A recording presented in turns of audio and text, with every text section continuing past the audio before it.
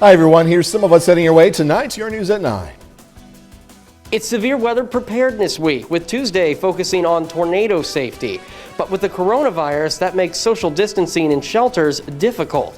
I'm Chris Warner with what steps you can take to keep yourself safe from COVID while you're taking shelter from the storm. Plus, new data shows the vaccination process has turned things around for some Oklahoma nursing homes. Nick Kelly has weather. Jacob Leonard has sports. This is KOAM News at 9 on Fox 14. The 4 states' most watched news starts now.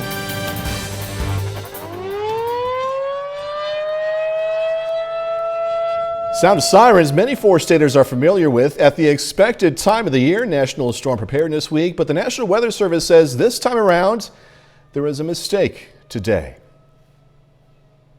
Thank you for joining us tonight. I'm Jordan Abbey. Many smartphones today automatically sounded a tornado warning from the National Weather Service, but one key word was missing: test. NWS says they issued a properly coded warning, which was an actual test today, obviously, but somewhere in the wireless emergency alert system chain, the message was misinterpreted as an actual warning. NWS is looking further into the cause, they say. Jasper County Emergency Manager Keith Stammer says when it comes to an actual tornado warning, the city has a specific policy for sounding those sirens. When we have a tornado warning, we turn on the sirens for 3 minutes, off for 3, on for 3, off for 3, until the storm has passed. An important note is to remember that we do not sound an all clear. We've had evenings where we had several storms come by and we had to sound the siren each time. We all know when those sirens do sound, it's time to take cover. But during this pandemic, how can we keep ourselves safe from 2 threats? KOM's Chris Warner has some tips on what we can all do. While sirens sounded outside, an alert was sounded inside the halls of Joplin High School as they took part in the statewide tornado drill today. This area is susceptible to bad and dangerous inclement weather, and so we like to be vigilant all the time because, you know, we have 2,300 kids at Joplin High School. As the students went to their designated shelter areas, social distancing becomes an issue with 2,300 students. Principal Dr. Stephen Gilbreth says they have a plan. The discussion has been, if you go into the you go into the shelter, obviously we have a mask mandate at the school that is still in place. Even though the city's has expired, the school policy is, to mask. Dr. Gilbert says he knows they can't keep everyone 6 feet apart, but he believes in the guidance from local health departments and the CDC. If there is a possible exposure, as long as everybody was masked, there won't have to be a quarantine. Jasper County Emergency Manager Keith Stammer says he agrees. I think mask wearing is a good thing to do. Maintaining some kind of a distance as best you can in family groups, at the very least off to one side from each other. It can be done. Sometimes it's not very comfortable, but it can be done. Stammer says you can always shelter in place at home, and in some cases, that may be your best bet for safety. We'd like for you to make a kit, put some survival items in there, some clothes, some food, some water, flashlight, batteries and such, and take them to your survival location, which would be an interior closet or, say, a bathroom, somewhere with multiple walls between you and the exterior. In Joplin, Chris Warner, KOAM News. In Joplin, the school shelters double as community shelters in the event of a tornado warning. Find a list of shelters in your area by visiting our website. See it right there, KOAMnewsnow.com. Mr. Nick Kelly joining us now with the first look at the forecast. Really beautiful day. I was thinking back, it was a beautiful day. Yeah, if we think back this morning, it was downright cold, but it did not feel cold today, Jordan. After we started at 28, we hit a high of 60 degrees, 5 degrees warmer than what we should be for this time of the year, all because of dry air, a southwest breeze, and plenty of clear skies that we're still seeing outside right now. And out to the west, no foreseeable storm systems for the next few days, so at least we're good until the weekend rolls along. Quick check of temperatures has us in the mid-40s right now, and a very quick check of the day ahead of us. Just the same story for another day. A cold start in the upper 30s and then shooting into the upper 60s. Some spots near 70 before the day is all said and done. I am checking rain chances on the way, though. Jordan will break that down in the forecast here in a bit. Nick, thank you. Miami police today recovered more than 50 stolen guns. Authorities believe the guns were stolen from a local business. Police, the Bureau of Indian Affairs, and the Quapaw Nation recovered the guns from a home, but say more guns are still missing. Joplin Regional Airport today announced new flights to Chicago and Denver. The United Express flights are going to be operated by SkyWest Airlines. It will start on June 1st of this year and will run through May 31st of 2024, offering daily flights to both Chicago and Denver. Joplin officials say they are working with the airline to finalize those flight schedules. Nursing home COVID-19 cases are on the decline, both nationally and locally, thankfully. KOM's Bronte Sorosky spoke with Care Providers Oklahoma about what they're seeing. Nursing homes across the country are seeing a decline in COVID-19 related deaths. According to a report from the American Healthcare Association and National Center for Assisted Living. The organization says there's been an 82% decline since December of last year. Stephen Buck, president of Care Providers Oklahoma, says we're seeing the same thing regionally as well. That's correct. The data we're seeing here in the state of Oklahoma is mirroring that trend line that you saw in the national release today. Data released by the Oklahoma State Department of Health shows that in a week period in February, there were only 39 new cases. Back in December, there were 443 in 1 week across the state. Buck says vaccines aren't the only reason for the decline. I think vaccine is important, but I would also share with you that the frontline heroes who have been doing this work, their infection control protocols, our understanding of how to do mitigation as effectively as we possibly can. According to the CDC, around 80% of residents in long-term care facilities have received the first dose nationwide. In Oklahoma, they say most facilities have held at least one clinic. Now that the Johnson & Johnson vaccine has been approved, Buck says one benefit from this includes easier vaccine access. A resident discharging from a hospital into a long-term care setting, they would be able to get their vaccination benefit through a single dose as opposed to having to go through the two-step protocol. I'm Bronte Sorotsky, KOAM News. Buck adds that anyone in a nursing home who missed out on getting their vaccine or didn't originally want one will still be eligible. The Neosho County, Kansas Health Department announces 3 new coronavirus-related deaths since last Thursday. This brings the county's total deaths to 22. The Newton County, Missouri Health Department reports another death. Officials say it was a man in his 60s, bringing that county's total deaths to 83. Vaccination sites begin to receive Johnson & Johnson's vaccine as the nation's rollout ramps up.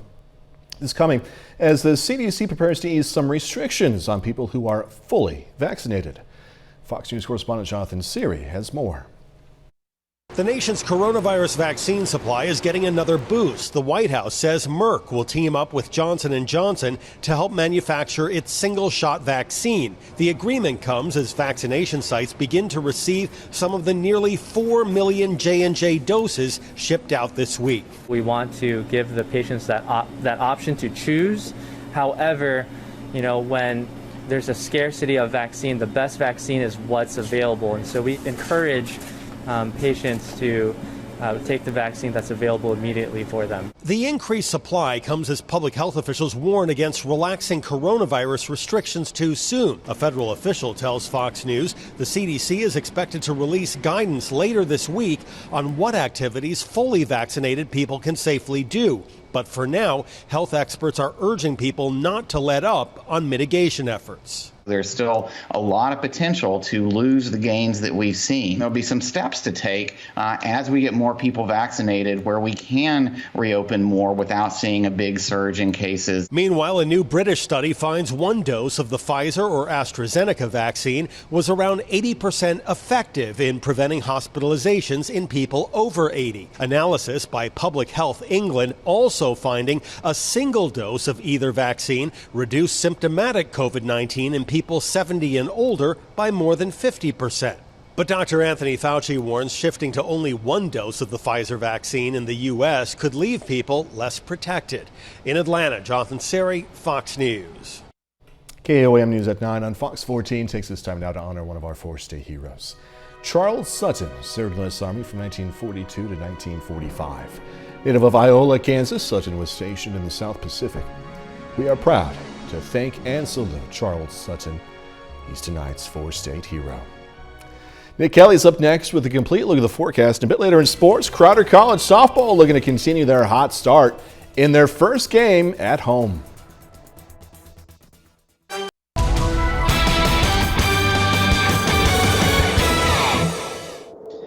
Staying quiet once again for today. You can see it for yourself with the time lapse of indigo sky just outside of Seneca, Missouri. Just a beautiful day from start at the morning hours all the way until sunset right there. And with that rising sun, we certainly took advantage of it after a mild day yesterday, or at least a bit mild yesterday, lower to middle 50s. We started cold in the upper 20s this morning and pushed the highs near 60. In fact, we did hit 60 at Joplin Regional today, and believe it or not, we'll go even warmer for the next few days before changes start to roll in.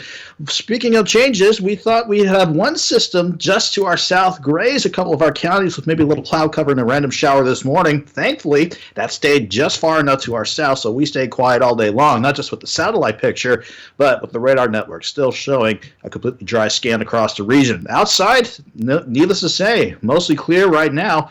It's cooling off quite a bit. 44 in Joplin, feels like 39 with the south breeze at 9 miles per hour. We're at 43 in Iola, 46 in Parsons, 44 in Wells, so most of us in the lower to middle 40s. But I think, even though we have that southwest wind still in place, earlier it was at 5 to 15 miles per hour with gusts near 20. Now with a bit of a lighter breeze, this should allow us to sneak back into the upper 30s overall before we warm up no problem again for tomorrow. We're broadening the view out from space across the Central Plains. Not a whole lot to speak of. Our last system that grazed us is now working through the southeastern parts of the U.S. At the surface, we have a weak trough out to the west around Denver, and along with the high pressure sitting on top of Dallas. Both of those is keeping the southwest wind in place for tonight and tomorrow. And not to mention the jet stream setup showing the upper ridge ready to roll in and keep us nice and mild for the next few days before we see that low. You see that upper low out near Los Angeles? That's going to bring in rain chances as we get the weekend started. For now, though, we're just keeping things nice and steady and easy for the rest of the night. Mostly clear skies. Some outlying areas could sneak back into the mid-30s, but I think for most of us, let's go upper 30s for overnight lows. Joplin, you'll start around 38 in the morning with the southwest breeze light at 5 to 10. We'll kick that breeze back up the southwest at 5 to 15 miles per hour, and with the dry air still in place and still mostly sunny skies, 62 by lunchtime, highs near 68. Most of us all fair game to go into the upper 60s, but I would not be surprised if a few spots out west hit 70 before the day is all said and done, running at least 10 degrees above normal. That all because of that upper level ridge. That'll stay in place for tomorrow and Thursday as well, so we'll stay in the upper 60s. Then that wave near Los Angeles comes in on Friday. That'll be our only shot for rain this weekend. That'll typically knock us back down to the 50s. Quiet and mild for Saturday and Sunday. Quiet to start early next week, though, but sticking with Doug's pattern, we'll watch for another system by next Tuesday. That could probably bring us some thunderstorm chances by next Tuesday. But let's enjoy the next few days. Mostly sunny tomorrow, highs near 68, 67 on Thursday. Again, the only bump in the road for the weekend on the rain chances Friday and highs back near 52. And looking great for the rest of the weekend, Jordan. Definitely feel that wind today, but it wasn't horrible, so we'll take it. No, we kept it nice and light, and that felt pretty good. And Nick Kelly, thank you. Coming up, moving to full self-checkout. There may be some big changes coming to a Walmart store near you. I'm Zach Dodge with why the company's putting a big emphasis on self-checkout and what shoppers think. Coming up. Shoppers have differing opinions on some big changes to a few of our local Walmart stores. KOAM's Zach Dodge has why one local store no longer has cashiers and what some shoppers think of this change. What could be called a sign of the times has made its way to the 4 states. At the Walmart Neighborhood Market on Stone's Corner, cashiers are a thing of the past. Walmart has shifted the store entirely to self-checkout, explaining as shoppers' habits have changed, their response to meet those habits will follow. At the Neighborhood Market, there are now 12 self-checkouts and 1 pay station, increasing the total number of lanes by 2. Walmart also says they didn't let anyone go, instead shifting cashiers to online grocery pickup or to the customer host position. They also say 20 new associates are being added at the store. The store's remodel wrapped up at the end of February, and so far, some customers seem to like it. It's nice just to be able to go in there, just slide your stuff, get in and get out. But I mean, I hope if they do that with the machines, I hope they at least use those employees maybe to do the grocery pickups. I like it because when I come here, I take my little sisters, so then they can do it too because they think it's cool that it beeps. But the older generations, they like to do this like with the cashier because they like to be able to talk to them. And Melinda Venter on Facebook says, I love self-checkout. In fact, I wish they had Scan and Go like Sam's Club. It's so much faster. but others on social media don't like the idea. Leonard Hopper says, quote, "They need to rethink this. It's not just groceries people go for, it's service and interaction." And Lydia Holloway says, "It's a huge mistake to eliminate cashiers. I can tell right away that this will alienate the elderly, visually impaired, and those who lack full motor functions." And Diane Siddons simply says, "One more reason not to shop at Walmart." In Joplin, Zach Dodge, KOAM News. Walmart says the Supercenter in Miami, Oklahoma will also transition to mostly self-checkouts. The store is currently being remodeled, and once it's done, there's going to be 24 self-checkouts and 4 traditional registers. Again, Walmart says they aren't letting any associates go. Instead, they're hiring more.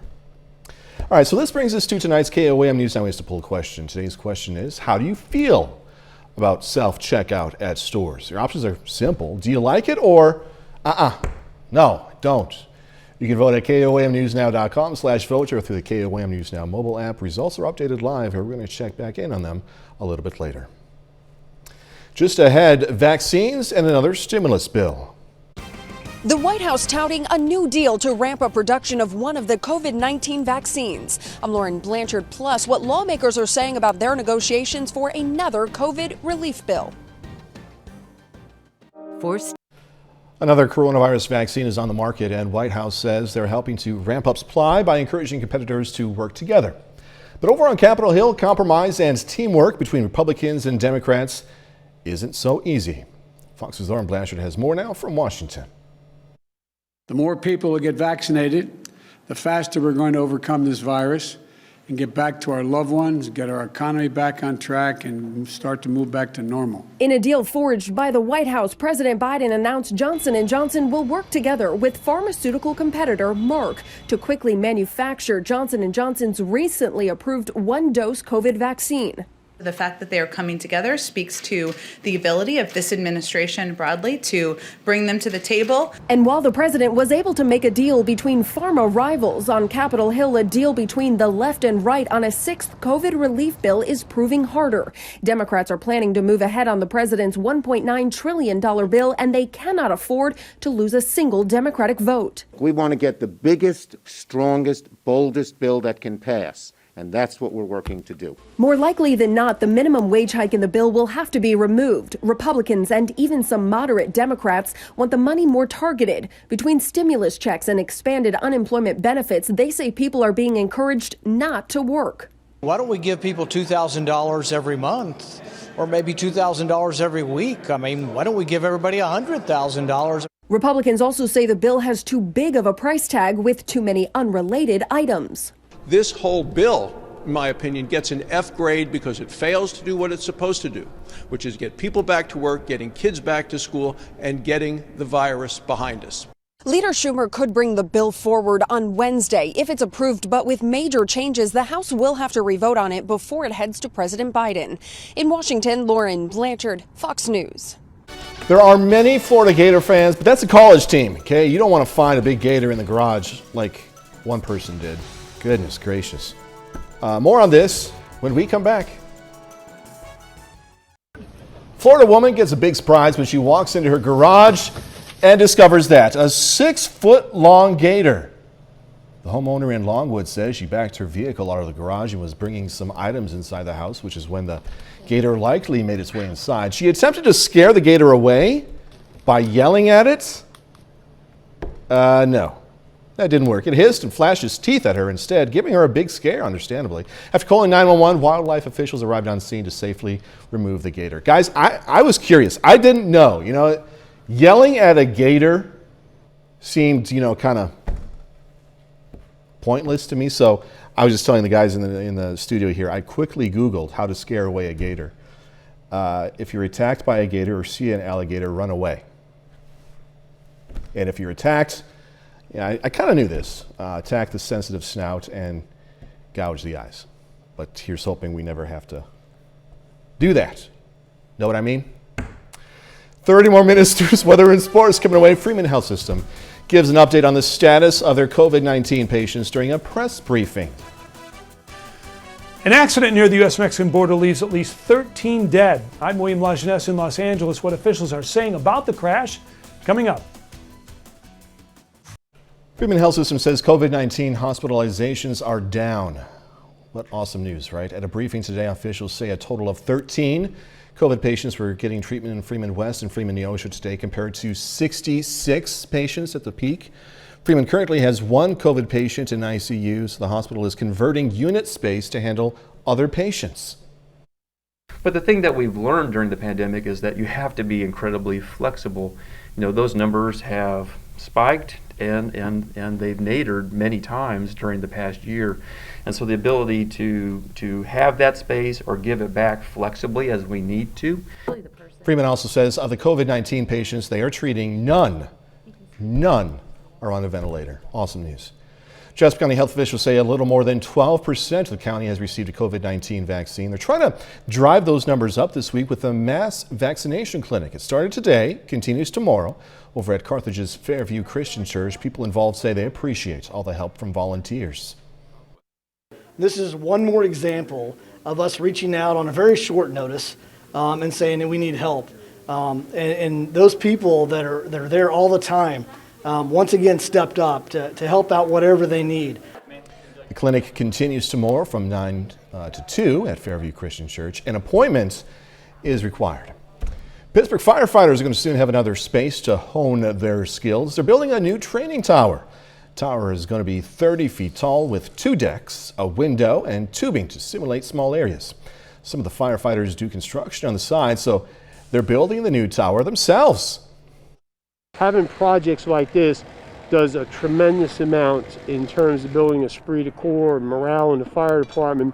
You know, our folks are taking a real interest in this, and they're really, they're donating a lot of sweat equity to this project. Officials hope to have the new tower finished in the next few days. Well, 6 books written by world-famed children's book author Dr. Seuss will no longer be published, citing racist and insensitive imagery. Dr. Seuss Enterprises announced it will cease publishing several of the late author's hit books, including And to Think That I Saw It on Mulberry Street and If I Ran the Zoo. The company says, quote, these books portray people in ways that are hurtful and wrong. The bodies of a missing man and his 2 young sons are discovered in Missouri. Law enforcement officers discovered the bodies of Darrell Peak and his sons, 3-year-old Mason, 4-year-old Caden, in a structure along the highway. The 3 left the family home in Greene County last Thursday. Darrell had a pistol, which he usually carried. Family reported him and the boys missing the next day. Bodies were discovered in Benton County, about 85 miles north from where the family lived. Law enforcement is still investigating. Tragedy on a Southern California highway. A serious collision between an SUV and a semi-truck leaves at least 13 people dead, several other injured. Fox News National correspondent William Lajeunesse has details on this crash. Officials are investigating a deadly crash in Southern California involving an SUV loaded with more than 24 passengers. At least 13 died in the collision, which happened this morning around 6:15 in the morning in Imperial County, California, 125 miles east of San Diego, near the U.S.-Mexican border, when a Ford SUV designed for a maximum of 9 passengers collided with a tractor-trailer loaded with gravel. There were 25 occupants in the Ford Expedition, including the driver. Unfortunately, 12 of the occupants, including the driver, succumbed to the injuries on scene. Several others were injured and taken to area hospitals. 3 of them were flown out from the scene. 7 patients transported to El Centro Regional Medical Center, where unfortunately one of those has died since arrival. Doctors from UC San Diego were brought in to help treat victims. The patients are, of course, going through a little bit of a difficult time. As you can imagine, that this was a major accident, and we are taking care of them in the emergency room department. A spokesman for Customs and Border Protection says the immigration status of those in the SUV is unknown. The driver of the semi suffered minor injuries. Cause of this crash is under investigation, according to the CHP, but initial reports suggest the Ford SUV may have run a stop sign. In Los Angeles, William Lajeunesse, Fox News. Let's take another look at our KOAM News Eyewitness poll. Just a reminder, with the Walmart neighborhood market at Stone's Corner in Joplin moving to full self-checkout, we asked you, how do you feel about those self-checkout lines at stores? 83% of you say, I don't like it. 17% of you say, yeah, kind of think it's cool. Poll is now closed. Thanks, everyone, for voting. A bit later, more questions, more investigating into those U.S. Capitol riots.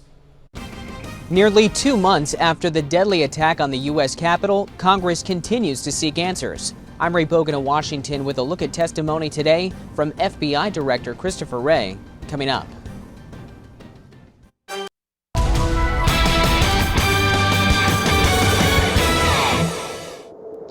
We enjoyed another nice and quiet day, mostly sunny skies from start to finish. You can see that from start to finish from our Indigo Sky time-lapse outside of Seneca, Missouri. This is the air mass, the mostly sunny skies, the dry air, and the southwest breeze that took us out of the 20s this morning and sent highs near 60. All the while, we were watching one storm system graze us just to our south. If you remember last night, I was talking about the upper low sitting across Texas and Oklahoma. It slid just far enough south where it didn't bother us with any cloud cover or even the slightest chance for a random shower. All that moisture stayed across central Arkansas, so we stayed nice and quiet all day long, not just on the satellite perspective, but also on the radar network. Still looking at a dry scan. It's going to stay that way for a few days before it gets a bit of a workout come this weekend. Right now, though, mostly clear, 44 in Joplin. The south breeze at 9 makes it feel like 39, so a bit of a wind chill, but nothing we can't handle if you have any late-night errands to run. Lower 40s popping up already near Stockton Lake and Greenfield. In the meanwhile, it's 46 in Yates Center, Chanute, 42 in Miami, 45 in Columbus. Everyone's sitting in the lower to middle 40s, but even though we have that southwest wind still in place, and earlier today it was at 5 to 15, which helped boost our temperatures quite a bit, we're lightening that breeze up at 5 to 10 miles per hour. So with that, we're going to sneak back mainly into the upper 30s before we waste no time warming up again tomorrow. The Skywise Storm Tracker from a wider perspective here doesn't show a lot at first impressions. We do have an area of rain working across parts of the deep south and the southeast. At the surface, no big fronts on the way. We're just in the middle of a high pressure to the south and a surface trough in the low to the southwest. Both of those are keeping that southwest wind in place for tonight and tomorrow. It's what's upstairs that's really driving our weather. The upper low that grazed us to the south continues to move east, so this upper ridge will park on top of us for the next few days before that low near Los Angeles. That's the one that'll bring rain chances in to get the weekend started. But nothing to worry about for tonight. We'll continue with pretty much clear skies. And again, that dry air mass with the light breeze means we turn cold, but not as cold as this morning. For most of you, we'll drop back to about 38 degrees with that southwest breeze light at 5 to 10 miles per hour. Going throughout the day tomorrow, we'll kick that breeze up a little bit at 5 to 15 out of the southwest. But with the dry air still in place, we shoot to 62 by noon. Joplin tops out around 68, and most of us are fair game to hit the upper 60s for highs. But again, I would not be surprised if a few of you hit 70 before the day is all said and done, all because of that upper level ridge in place for tomorrow and Thursday. So we'll spend another day in the upper 60s on Thursday before that low out west increases the clouds and ramps up our rain chances for Friday. Fortunately, that's the only day of the weekend that we'll have to deal with rain chances. We're quiet Saturday and Sunday before another system out west decides to head our way by next Tuesday, and that could bring thunderstorm chances back into the mix. In the meantime, though, let's enjoy the next few days. 68 tomorrow, 67 Thursday. Friday's rain chances and clouds will drop us down to 52 temporarily, Jordan. Then we're back near 60 and staying quiet for the rest of the weekend. Wow, beautiful day in store for us. Yeah, we're going to enjoy these next 2 days. Nick Kelly, thank you. Coming up in sports, Crowder College softball making their home debut. Plus, it's time for playoff basketball action in Kansas and Missouri. Could have highlights from the matchup between Girard and Frontenac.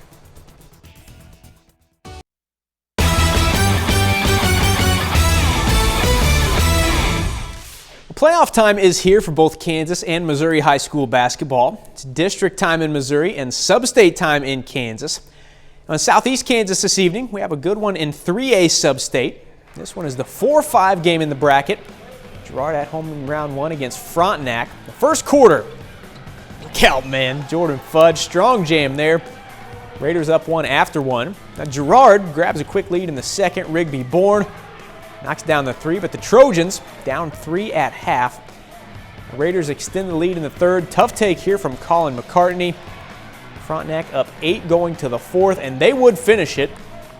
Fudge once again gets up, puts it down. Frontenac moving on, beating Girard 65-54. Really impressed with the guys. We knew it was going to be a tough one against Girard. It always is. We felt like if we could win the battle in the paint tonight, that would give us a really good opportunity. And I really felt like the guys executed the game plan well and really won it in the paint tonight. The Pittsburgh girls at home tonight for a sub-state semifinal against Spring Hill. The Dragons down 4 early. Jay and Minifield Knocks down the 3. Tie ball game going to the 2nd. And Minifield, she was a monster early for Pittsburgh. Another 3 here. She scores 11 of Pittsburgh's first 13. Finished the night with 16. And Jackie Hall, also a good first half. This one of her 2 threes in the second quarter. She gets 13, but Spring Hill rallies late to win at 51-45. On the Missouri side, the Webb City Cardinals have a home game to kick off the Class 5 District 12 tournament. On top of that, it's also a COC rivalry game. The Webb City on the floor against Carl Junction tonight. Cards looking for a chance at their 5th district title in 6 years.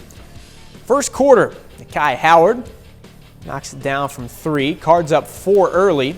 The CJ responds late. Sincere Williams, triple from the corner. Bulldogs, though, down 6 after the first. Till the second, check this out, Blake Poorman. I love aggressive jams. CJ, though, down 5 after 2. To the fourth, Cole Vaden on the wing. He scores a team-high 17. Webb City goes on to win at 89-71. They'll get Nevada Friday night with a shot at their 3rd straight district title. We're excited. Again, we've worked hard to get to this moment. There's still a lot of work left to be done. Right now, we're just we're taking it one game at a time and, just anxious to see who we're getting ready to play next. In Class 2, College Heights still alive for a state title, facing Crane in the sectional round. First quarter, Kaya Smith with the steal. Goes the other way and drops it off the window. Pirates up 5. Other end, check out Curtis Davenport. Big man through traffic. College Heights, though, down 11 after the first. Now we'll go to the second. Ethan Adele with the ball, drives in the paint, floater goes, Cougars within 10. They could not get back in it. Crane advances 74-59. Well, after 8 straight road games to kick off the season, the Crowder College softball team is at home for the first time this afternoon. The Crowder has its home opener today with a doubleheader against the Neosho County Panthers. Now, Crowder, pretty hot to start the year. The Lady Riders are 7-1 through their first 8. Sydney Ward, good in the circle today for Crowder. Ends the top of the 3rd with a strikeout. More from her in a second. Also a big game from Skylar Randall. Bases loaded in the bottom of the 3rd. Randall over everybody out in left center. 2 score on that. Crowder up 5-zip. And back to Ward in the circle. Another punch out here. She gets 9 in just 4 innings of work. Skylar Randall, though, not done. 2 on. Randall through the right side. Plates 2 more for the Lady Riders. Crowder takes game 1 over Neosho 8-0 in 5 innings. Game 2, Crowder is able to get the doubleheader sweep. They take that one 9-5. Lady Riders are right back on the field tomorrow for a doubleheader against Des Moines Area Community College. And that's a look at sports. We're back with more news right after this. It's been nearly 2 months since the deadly attack on the U.S. Capitol, and today FBI Director Christopher Wray answered lawmakers' questions about what the agency tried to do to prevent this whole thing. Fox News correspondent Ray Bogan is in D.C. with the latest on what he had to say. The way in which it handled, at least as I understand it, strikes me as consistent with our normal process. In his first testimony since the January 6th attack on the Capitol, FBI Director Christopher Wray defended his investigators' handling of intelligence leading up to the day's deadly events. When did you first receive intelligence about the possibility of an attack on the Capitol on January 6th? Again, that raw, unverified information was passed within, I think, 40 minutes to an hour to our partners, including the Capitol Police, including Metro PD, in not 1, not 2, but 3 different ways. Lawmakers specifically wanted to know about a January 5th report from the FBI's Norfolk, Virginia field office warning extremists were preparing to travel to Washington to commit violence and, quote, war. Former Capitol Police Chief Stephen Sun testified last week the information never reached him because it came from the FBI as unverified. What are the lessons learned in terms of how we could have acted better on that information? The truthful answer is we're still looking at that. Since the attack, Wray says more than 300 rioters have been arrested. Do you have any evidence that the Capitol attack was organized by, quote, fake Trump protesters? We have not seen evidence of that at this stage, certainly. Wray also warned domestic terrorism is a growing threat. Our folks are busting their you-know-whats to try to deal with all these threats. We We need more agents. We need more analysts. I think we've got an opportunity here to plus you up. Director Ray says international terrorism is also a concern because this is the 20th year since 9/11. In Washington, Ray Bogan, Fox News. Speaking of 9/11, coming up, details on a new HBO docuseries honoring New Yorkers 20 years, as Ray Bogan was saying after the attack on 9/11. From a new HBO docuseries about the September 11th terrorist attacks to San Diego Comic-Con's 2021 plans. Plus, Netflix releases the trailer to Operation Varsity Blues. Fox's Steve Rappaport has the latest in the Hollywood Nation. An FBI investigation called Operation Varsity Blues. Netflix examines a high-profile scandal, Comic-Con at Home returns, and a legendary filmmaker pays tribute to the Big Apple in the Hollywood Nation. Spike Lee is honoring New Yorkers 20 years after the 2001 terrorist attacks with the new film NYC Epicenters 9/11 to 2021 and a half. The filmmaker will direct the docuseries chronicling how New Yorkers have rebuilt and rebounded from the September 11th attacks through the ongoing coronavirus pandemic. It will debut on HBO and HBO Max later this year. San Diego's annual Comic-Con celebration will be held virtually for a second year in a row due to the ongoing coronavirus pandemic. Comic-Con at Home will be a free 3-day event taking place July 23rd through the 25th. There are plans for a smaller in-person event for November, with more information coming at a later date. Rick Singer. And Netflix unveils the trailer to Operation Varsity Blues, the college admissions scandal. The documentary takes an in-depth look at the high-profile 2019 scandal that involved actresses Lori Loughlin and Felicity Huffman. It will examine the methods used by Rick Singer, the mastermind behind the bribery scheme, using interviews and recreations of the FBI's wiretapped conversations. Actor Matthew Modine plays the role of Singer in the dramatized scenes, and other parts of the film will include interviews with experts. The film will be available to stream March 17th. Steve Rappaport, Fox News. That's our time for tonight. Thanks so much for joining us. Going to leave you with video of an otter pup over at Brookfield Zoo just outside of Chicago, as many of us know. Be safe. Oh my goodness. Do this all again tomorrow. See you then.